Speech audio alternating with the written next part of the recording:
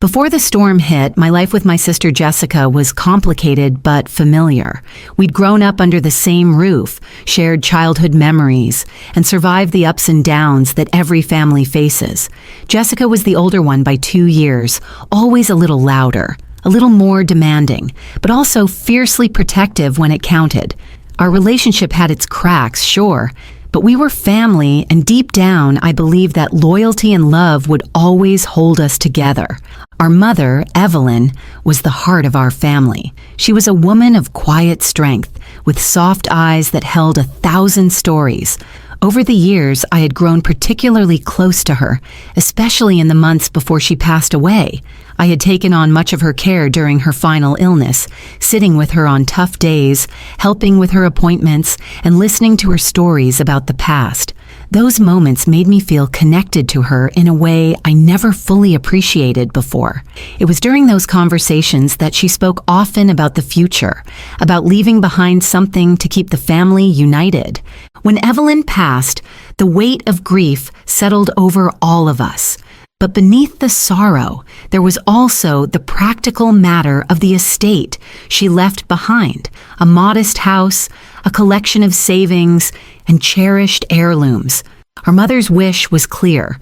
She wanted Jessica and me to share everything equally. It was a promise I trusted would be honored without question. Jessica, however, lived a different life. She'd moved out of state years earlier, chasing her own career and lifestyle, which often put distance, not just physical but emotional, between us. While I stayed close to home, balancing my graphic design career and my relationships here, Jessica seemed more removed, less involved in family matters. Despite that, I hoped the inheritance would bring us together, an opportunity to heal old wounds and build new memories in honor of Mom. When the will was read, the lawyer confirmed the equal split, and I felt a cautious optimism. This was the start of something good, a way to finally feel the weight of Mom's legacy supporting me. I imagined fixing up the house Mom loved, investing in my work, maybe even starting a family of my own one day. It wasn't about money alone. It was about carrying forward what Mom had built, about honoring her by using the inheritance responsibly and with care. Yet as the weeks passed, subtle signs emerged that things might not be as straightforward as they seemed. Jessica suddenly became the point person for all estate affairs, taking calls from lawyers and bank representatives. When I asked to be involved, she brushed me off with vague explanations about paperwork and logistics. I didn't want to cause a rift, so I let it go, trusting she was just trying to handle the details efficiently. Still, a knot of unease tightened in my stomach. I noticed I wasn't receiving statements or updates. When I tried to access joint accounts or inquire about the house sale, I hit walls of silence or excuses. At family gatherings, Jessica's demeanor shifted. She was more guarded, less warm. I heard rumors from relatives that she was moving forward with selling the house without consulting me. It all felt wrong, but I held on to hope that it was just miscommunication. Emotionally, I was caught between mourning my mother and grappling with the growing distance from my sister. I wanted to believe Jessica's actions came from stress or grief, not malice. But beneath that hope was a growing sense of betrayal, a feeling that the sister I had loved and trusted might be turning her back on me. Despite the pain, I tried to reach out. I called her, sent texts, and even drove to see her when I was in town. Each time she met me with excuses or anger, deflecting blame and accusing me of being jealous or unreasonable. Our conversations spiraled into arguments, leaving us both more hurt and further apart. In the quiet moments, I questioned myself. Had I misread everything? Was I overreacting? But when I found documents showing transfers and sales I had never been told about, the truth was undeniable. Jessica was taking control, claiming the inheritance as her own and shutting me out completely. That realization was devastating. The inheritance wasn't just money or property, it was my mother's legacy, a symbol of our shared history and love. To have it taken from me by my own sister felt like losing everything twice. First with Mom's passing and again with Jessica's betrayal. But even in that dark moment, something within me shifted. I remembered the strength Mom had shown in her life, the values she instilled in me, and the fight she never gave up. I resolved then that I wouldn't let Jessica's greed erase my place in our family's story. I wasn't going to give up without a fight. This inheritance was mine as much as hers, and I would do whatever it took to claim what was rightfully mine. That was the beginning of a battle I never expected. A struggle that tested not only my relationship with Jessica, but my faith in family and myself. It was a fight for more than just money. It was a fight for justice, respect, and the truth of who we were to each other. And it was only just beginning. When I first realized that Jessica was trying to keep me from my inheritance, it felt like a punch to the gut. I had trusted her, even when our relationship was strained, to honor Mom's wishes and treat me fairly. But the signs were impossible to ignore. The more I tried to get information, the more she shut me out. Phone calls went unanswered or were met with sharp excuses. Emails were ignored. I discovered that she had been communicating directly with the family lawyer and financial institutions without including me, making decisions behind my back that affected what should have been ours equally. It was during one of these frustrating attempts to get clarity that I stumbled on something alarming. I had asked for copies of certain documents, and while going through paperwork I had managed to get from the lawyer, I saw transfers and account changes that were never discussed with me. Large sums of money were moved into accounts in Jessica's name alone. The house was being prepared for sale, and the proceeds were to be deposited into an account I wasn't authorized to access. I felt the ground shifting beneath me. This wasn't just oversight, it was deliberate. I confronted Jessica about what I had found, hoping she would acknowledge the situation and work with me. Instead, she accused me of being greedy and unreasonable. "Mom left everything to me now," she said coldly. "You're not getting anything." That phrase echoed in my mind over and over. How could my own sister say that? How could she ignore years of memories, years of love and care for Mom, and try to erase me from the family legacy so easily? Family gatherings, once a source of comfort, became battlegrounds. My brother Ryan tried to mediate, but tensions ran high. Jessica was guarded and defensive, while I was consumed with hurt and confusion. Watching her act as if she had won, as if I had no claim, was one of the hardest things I'd ever experienced. It felt like I was fighting not just for an inheritance, but for my place in the family itself. Emotionally, the conflict drained me. I wrestled with anger and sorrow, torn between wanting to protect my rights and longing for the sister I used to know. I questioned everything. Had I misjudged her all along? Was this what she truly thought of me? The uncertainty gnawed at me, but I knew I couldn't back down. I also began to notice the impact this was having on my extended family. Some relatives chose sides, while others withdrew, unwilling to get involved. The sense of division was heartbreaking. What should have been a time of healing after Mom's passing turned into a feud that threatened to fracture us all. Determined not to be sidelined, I sought out advice from friends and professionals. That's when I connected with Mr. Caldwell, a family lawyer known for his discretion and effectiveness. He listened patiently as I explained the situation and reviewed the documents I had. His assessment was clear. Jessica's actions were legally questionable, and I had a strong case to claim what was rightfully mine. Taking legal steps was daunting. It meant formalizing what had been a private family matter and preparing for conflict in a courtroom. But I realized that sometimes justice requires standing up, even when it's hard. It wasn't just about money. It was about honoring Mom's wishes and asserting my rightful place in our family's story. Throughout this period, I also tried to keep the lines of communication open with Jessica, hoping for some reconciliation or at least an honest conversation. But every attempt was met with resistance or silence. It became clear she was determined to push me out. This growing hostility forced me to reflect on the complexity of family ties. Love and loyalty don't always protect us from betrayal. Sometimes those closest to us can hurt us the most, but it also taught me about resilience, the power to fight for what is just and to refuse to be erased. As I prepared to take legal action, I focused on gathering more evidence, documenting every interaction, and leaning on the support of friends and family who believed in me. It was a lonely road, but I knew I wasn't walking it blindly. In the midst of the turmoil, I kept returning to memories of Mom, her warmth, her fairness, her hope for us to stay united. I vowed to fight not just for the inheritance, but to preserve her legacy in a way that honored her spirit. After realizing the extent of Jessica's betrayal, I knew I couldn't rely on hope or family ties to protect what was rightfully mine. It was time to take concrete action. I reached out to Mr. Caldwell, the family lawyer a close friend had recommended. From our very first meeting, his calm, methodical approach gave me a sense of direction I desperately needed. He listened carefully as I laid out the tangled mess of financial documents, emails, and the series of deceitful moves Jessica had made to keep me in the dark. What struck me most was how quickly he assured me that the law was on my side. There were clear ways to challenge Jessica's attempts to exclude me from the inheritance. Together, we began the painstaking process of gathering evidence. I went back through every email I had from Mom and Jessica, any notes or letters Mom had left behind, and documentation that showed my role in caring for Mom during her illness.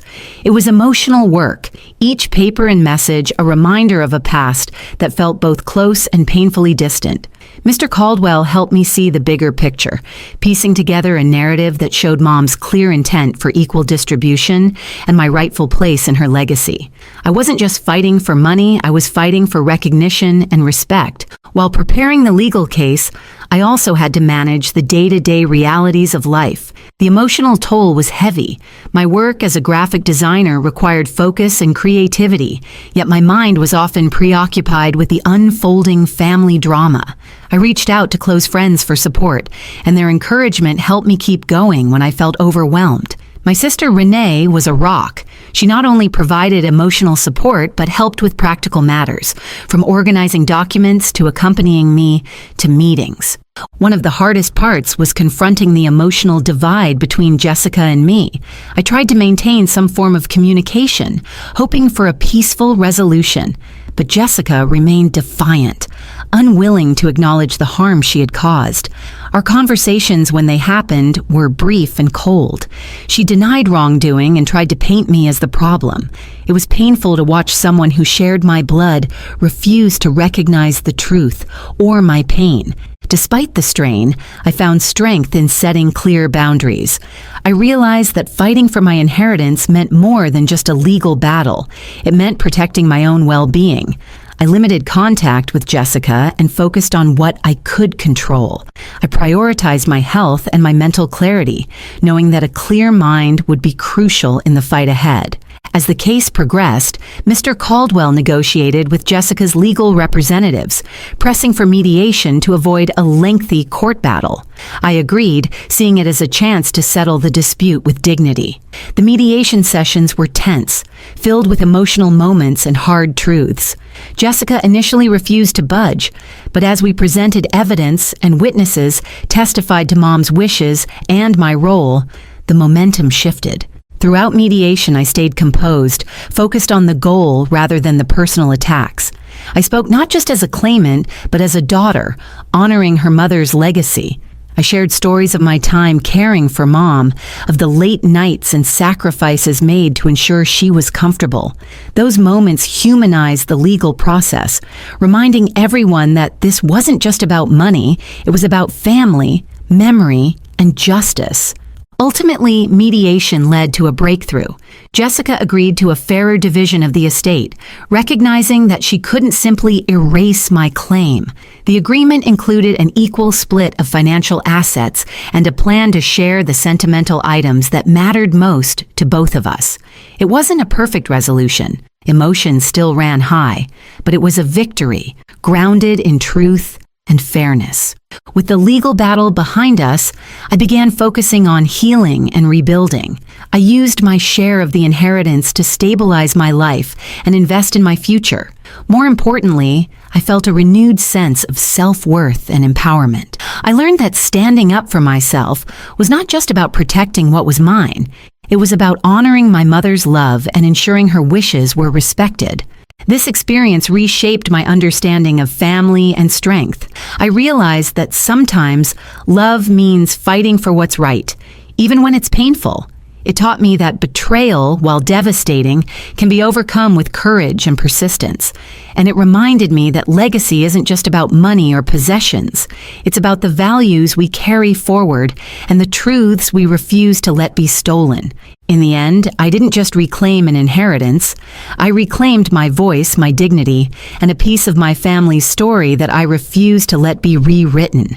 The climax of this painful chapter came during the mediation session that would decide the fate of our mother's estate.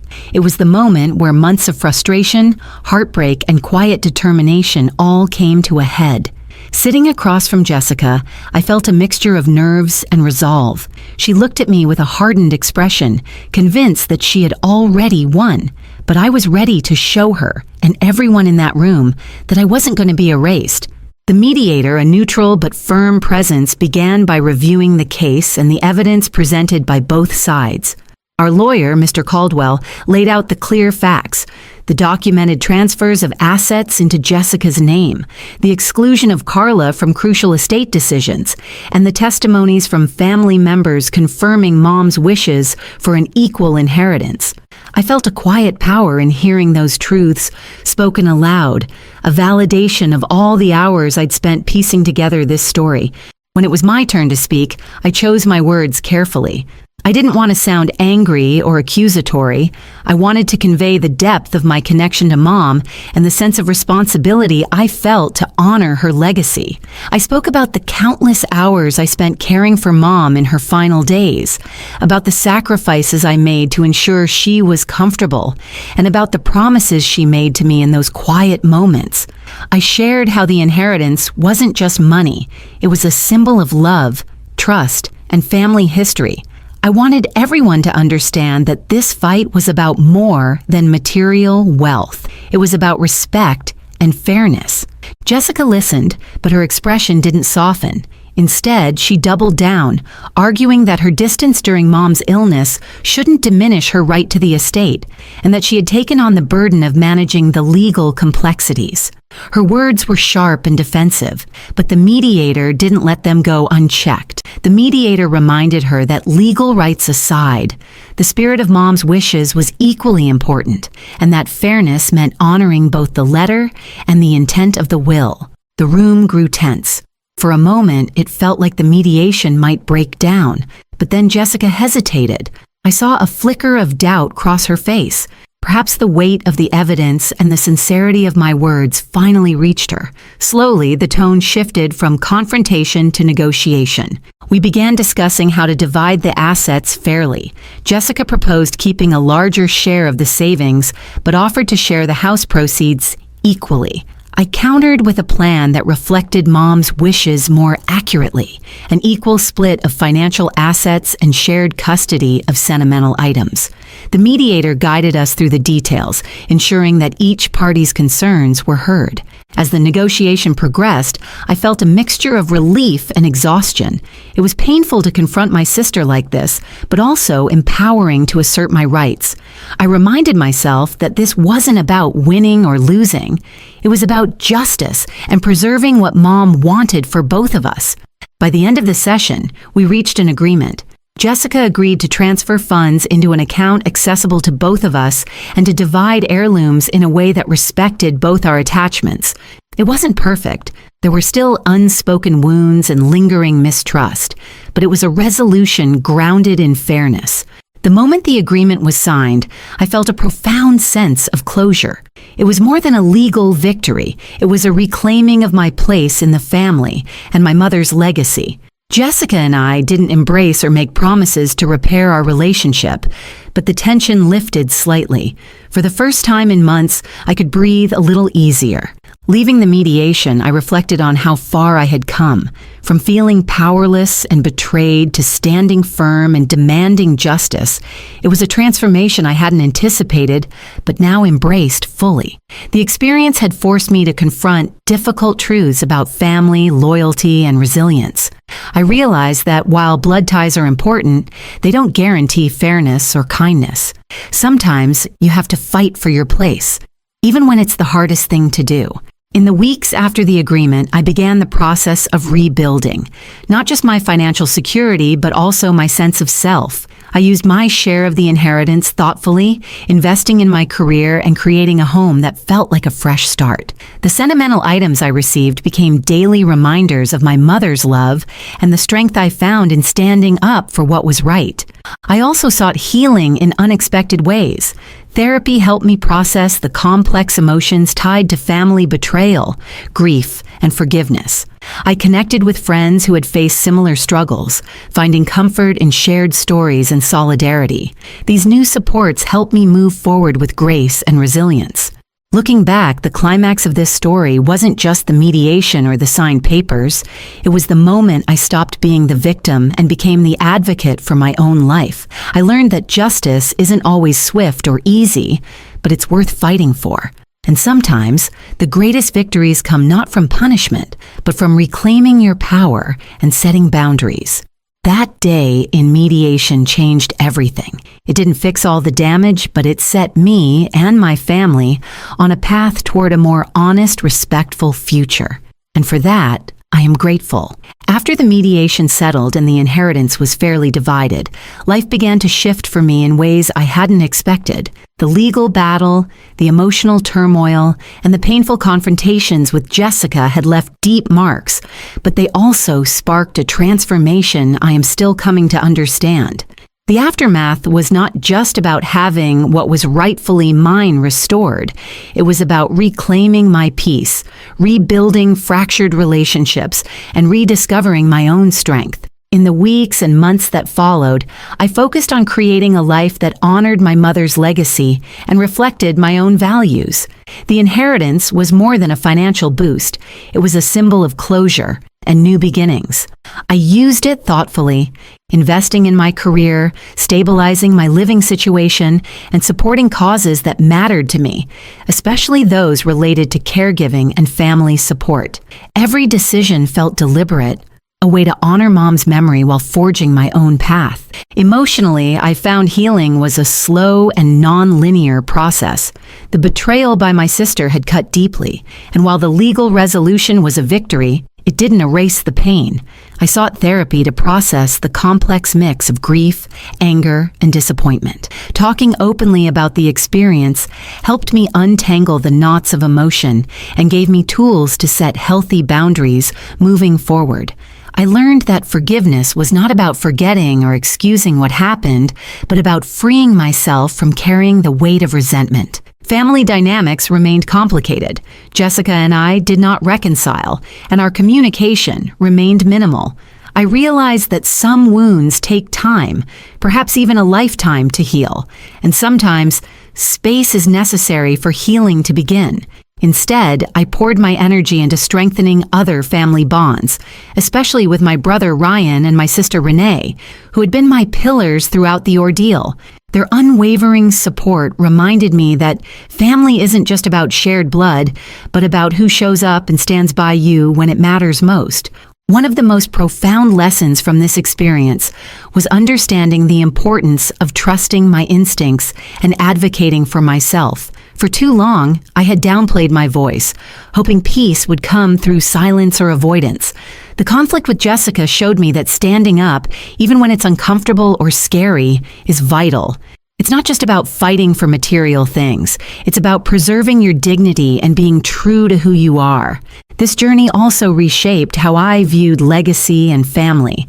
Mom's estate was a tangible reminder of her love and sacrifices, but the true legacy she left was the strength she instilled in me. I carry that strength with me daily, whether in my work, relationships, or the small moments of joy with friends and loved ones. I am committed to building a future grounded in honesty, compassion, and resilience. I also became more intentional about the relationships I cultivate.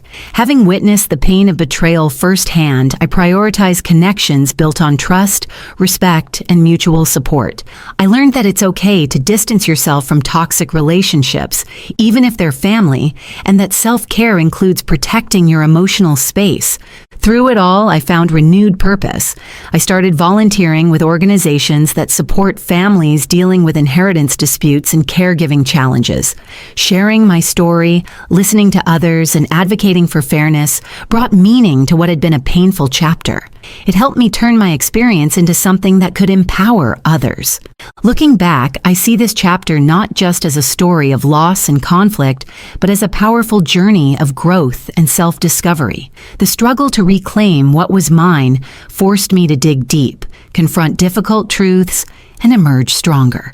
It taught me that even when those closest to you hurt you, you can find the strength to stand tall, set boundaries, and protect what matters most. Today, my life is different, but in the best way. I am more confident, grounded, and clear about who I am and what I deserve. The inheritance battle was painful, yes, but it was also a turning point that shaped the woman I am becoming. I no longer let fear or doubt silence me.